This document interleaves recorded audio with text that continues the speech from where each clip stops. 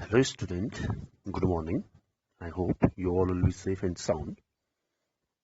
As we are discussing in the history, we have discussed many things under this one that about the company officials, how they promoted the Indian literature and how they promoted even the Indian education. After this one, we have to discuss about the grave errors of the East. Grave error mean to say here whatever the main errors, grave mean to say here the important errors of the East. Whatever the in East means it was the Eastern country. Even they are talking here about our country.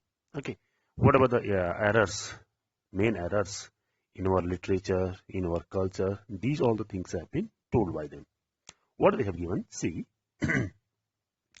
from the early 19th century, many British officials began to criticize the Orientalist vision of learning. Means from the early, in the beginning of the 19th century, many British officials, whoever the Europeans, whoever the mainly the British officials, what they did, they started to criticize the Orientalist vision. Orientalist, as you have talked, the right side you can also see the meaning, that is Orientalist, those with a scholarly knowledge of the language and culture of Asia. These people were considered as Orientalists.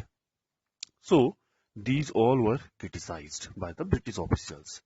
They said that knowledge of the East was full of errors and unscientific thoughts are there. So they just told at that time, who just criticized and who just told whatever the we are having, that is knowledge, and whatever we are having at that time, the literature, it is full of errors. These British officials, they told about it, full of errors and unscientific. They are not scientific. Okay, Eastern literature was non-serious and light-hearted as well. They also told whatever the Eastern literature mean to say, mainly the Eastern literature mean to say whatever the literature at that time that is in India and in other parts of Asia. So it was non-serious. Mean to say it was non-serious and light-hearted. Mean to say which is not useful for them. So they argued that it was wrong on the part of the British to spend so much effort in encouraging the study of Arabic and Sanskrit language and literature. So these these British officials, what they argued, what they told it was wrong on the part of the British, means wrong on the part of the British to spend so much efforts to encourage the study of Arabic language and Sanskrit language and literature. So they told if the British officials and the British company, it is giving more effort to promote the Indian literature and Sanskrit language, so it is means it was totally wrong. Means they should not spend so much effort on increasing their Arabic and Sanskrit language. Okay. Then one person named James Mill was, we have already talked about the James Mill, was one of those who attacked the Orientalist. So James Mill, one of those persons who just criticized and just clashed with the Orientalist. The British effort, he declared, should not be teach what the native wanted or what they respected. In order to please, they and win a place of their heart.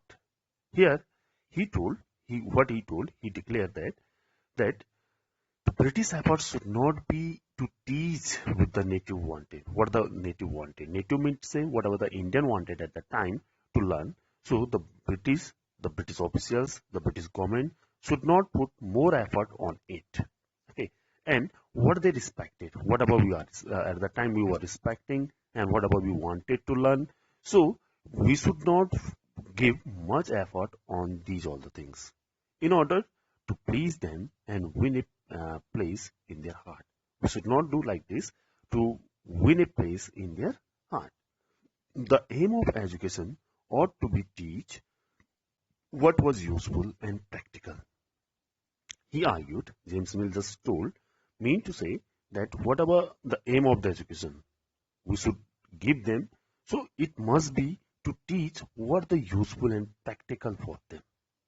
So at the time, whatever the things were needed, what the things were in practical, and these all the things must teach to natives, mean to say Indians.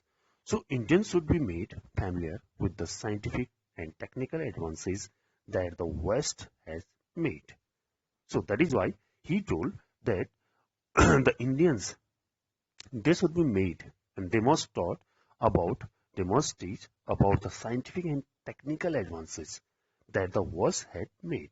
Whatever the Western countries, they were adopting the scientific and technical advances. So the same thing that must be teach to all Indians, rather than with the poetry and sacred literature of the Orient. Means that compared to we here that has been given, rather than means instead of the teaching the Indians about poetry and that pure the holy literature of the Orient, we should just teach them scientific and technical knowledge. Okay. Then after what they have given, by the 1830, the attack on the Orientalist became sharper. So by 1830, so the attack on the Orientalists, whoever the Orientalists were there, so it became more sharper, more criticized by them. One of the most outspoken and influential of such critics of the time was Thomas Babington Macaulay. So one of the famous, one of the outspoken, influential as well, there's Thomas Babington Macaulay. So he just criticized the Indian literature. He saw India as an uncivilized country and that needed to be civilized. He just saw our country as whoever the people were living at that time. So these all the people were considered as uncivilized. And he just told we must and we need to civilize these all the people. No branch of Eastern knowledge, according to him, could be compared to what England had produced. So he also told, he also argued that no branch of Eastern knowledge means to say here the Indian knowledge, that is no branch of the Eastern knowledge, according to him, could be compared to what England had produced. Means whatever the Britishers has produced at that time, the different literature, different technical and scientific advances. So we can say in front of this Western knowledge, the Indian knowledge, the Eastern knowledge, that is nothing. Who could declare Macaulay? So who could deny these all the things, whatever they are accepting? And he declared, the Macaulay, that a single shelf of a good European library was worth the whole native literature of India and Arabia. So he argued like this: a single shelf of good European literature, that is a library. Mean to say you might have seen the shelf, so where the books are kept. So this only one single shelf of European library, it was that is worth the whole native literature of India and Arabia, whatever the literature of our country. So he mean to say that whatever the literature of European, one shelf of the European literature, it is good compared to the whole Indians literature.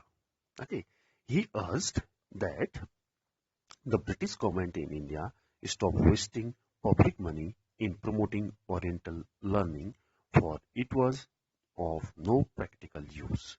So he also urged, he also told that means the British government should stop wasting the public money on promoting the Oriental learning, mean to say the local learning of Indians, for it was of no practical use. Mean to say, if you are spending a lot of money on Indian literature, so it has no use. Okay, then with great energy and passion, that Macaulay emphasized the need to teach the English language. So with the great energy and passion, he just told that the Indians, mainly the natives, they need to teach the English language. The Indians must be taught English language. Okay, he felt that knowledge of English would allow Indians to read some of the finest literature the world has produced. If the Indians will come to know about the English language, the knowledge of English, so they will be able to read the European literature as well as the literature, the finest literature of the world. Okay, and after this one, it would make them aware the development in Western science and philosophy.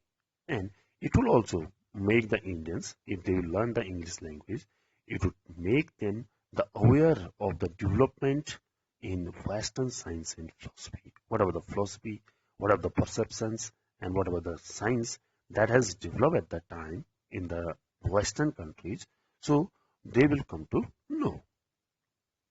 Teaching of English could thus be a way of civilizing people. So he just argued, mainly that is Macaulay, he just told, so if the teaching of English could be there, so it is a way of civilizing the people, mainly changing their taste, values and culture. These are the things he just told over there. Then after this one, following Macaulay minute, the English Education Act of 1835 was introduced. So, as he just introduced the English language in our country. So, what happened? So, this act came to be known as Macaulay Minute, and the English Education Act that was passed and that was introduced in the year of 1835. The decision was to make English the medium of instruction for higher education and to stop the promotion of Oriental institutions like the Calcutta Madrasa and Banaras Sanskrit College.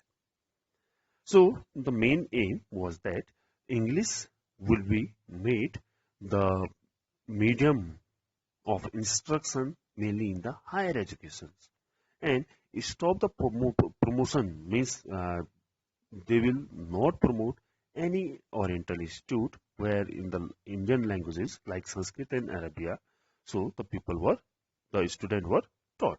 So he told instead of it, the English language must be the medium of instruction. Okay. Then these institutions were seen as temples of darkness that were failing of themselves in decay. Then he just told Macaulay these institutions, mainly the Banaras and the Calcutta Madrasa, these were the temples of darkness. Okay, temples of darkness mean to say you will not learn anything from these institutions that were failing for themselves into decay. And mean to say here, so these institutions, these were totally failed to promote and to just for the development of natives. Instead of it, if the medium of instruction that will be the English language, it would be better for the Indians.